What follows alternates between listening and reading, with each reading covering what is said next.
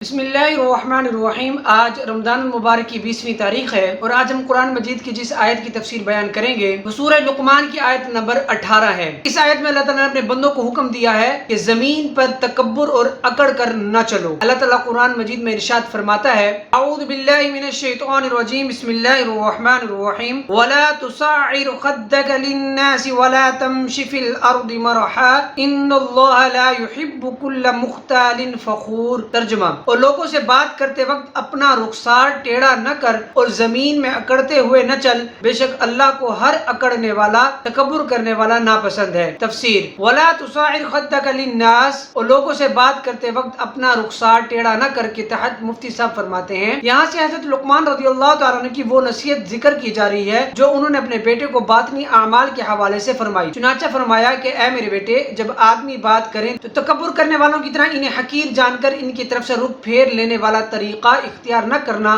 بلکہ مالدار اور فقیر سبھی کے ساتھ عاجزی اور انکساری کے ساتھ پیش آنا اور زمین پر اکڑتے ہوئے نہ چلنا، بے شک اکڑنے والا اور تکبر کرنے والا کوئی بھی شخص اللہ تعالیٰ کو پسند نہیں۔ فخر اور اختیال میں فرق۔ یاد رہے، اندرونی عظمت پر اکڑنا فخر ہے، جیسے علم، حسن، خوش آوازی، نسب، وعظ وغیرہ، اور بیرونی عظمت پر اکڑنا اختیال ہے، جیسے مال، جائیداد، لشکر، نوکر چاکر وغیرہ۔ مراد یہ ہے کہ نہ ذاتی کمال پر فخر کرو نہ بیرونی فضائل پر اتراؤ، کیونکہ یہ چیزیں تمہاری اپنی نہیں بلکہ رب کریم عز و جل کی عطا کی ہوئی ہیں اور وہ جب چاہے واپس لے لے۔ کسی شخص کو حقیر نہیں جاننا چاہیے۔ اس سے معلوم ہوا کوئی شخص امیر ہو یا غریب اسے حقیر نہیں جاننا چاہیے، بلکہ جس سے بھی ملاقات ہو اس کے ساتھ محبت سے پیش آنا چاہیے اور اچھے انداز میں اس سے بات چیت کرنی چاہیے۔ غریبوں کو حقیر جان کر ان سے منہ موڑنا اور ان سے بات چیت کے دوران ایسا انداز اختیار کرنا جس میں حقارت کا پہلو نمایاں ہو، اس طرح امیر لوگوں کو حقارت کی نظر سے دیکھنا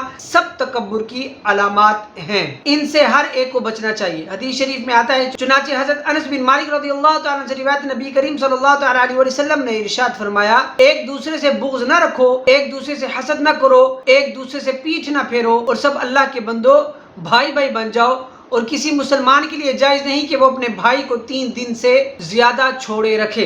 سیرت کی کتابوں میں مذکور ہے، جب سید عالم صلی اللہ تعالی علیہ وسلم مسجد نبوی میں تشریف فرما ہوتے تو اپنے دربار میں سب سے پہلے حاجت مندوں کی طرف توجہ فرماتے اور سب کی درخواستوں کو سن کر ان کی حاجت روائی فرماتے اور قبائل کے نمائندوں سے ملاقاتیں فرماتے، اور اس دوران تمام حاضرین کمال ادب سے سر جھکائے رہتے۔ آپ صلی اللہ تعالی وسلم کے دربار میں آنے والوں کے لیے کوئی روک ٹوک نہیں تھی۔ امیر و فقیر، شہری و دیہاتی، سب قسم کے لوگ حاضر دربار ہوتے اور اپنے اپنے لہجوں میں سوال و جواب کرتے۔ کوئی شخص اگر بولتا تو خواہ وہ کتنا ہی غریب و مسکین کیوں نہ ہو، مگر دوسرا شخص اگرچہ وہ کتنا بڑا امیر و کبیر ہو، اس کی بات کاٹ کر بول نہیں سکتا تھا۔ اکڑ کر چلنے کی مذمت۔ آیت میں اکڑ کر چلنے سے منع فرمایا گیا ہے۔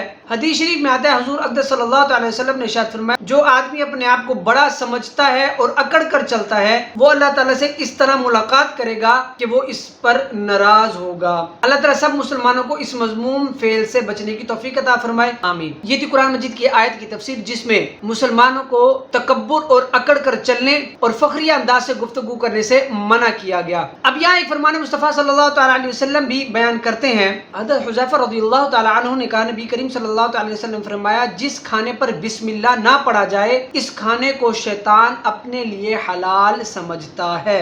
بعض دسترخوان پر اشعار لکھے رہتے ہیں، ان کا بچھانا اور ان پر کھانا منع ہے۔ یہ تھا فرمان مصطفیٰ صلی اللہ تعالیٰ علیہ وسلم جس میں کھانے سے پہلے بسم اللہ پڑھنے کی ترغیب دی گئی ہے۔ اب یہاں ایک فقہی مسئلہ بھی بیان کرتے ہیں۔ کلی کی اور پانی بالکل پھینک دیا، صرف کچھ تری منہ میں باقی رہ گئی تھی، تھوک کے ساتھ اسے نگل لیا، روزہ نہیں ٹوٹا۔ اللہ تعالیٰ سے دعا ہے کہ جو کچھ سنا پڑا اس پر عمل کرنے کی توفیق عطا فرمائے اور اللہ تعالیٰ ہمیں صحیح معنوں میں قرآن و سنت کا فہم نصیب فرمائے، آمین۔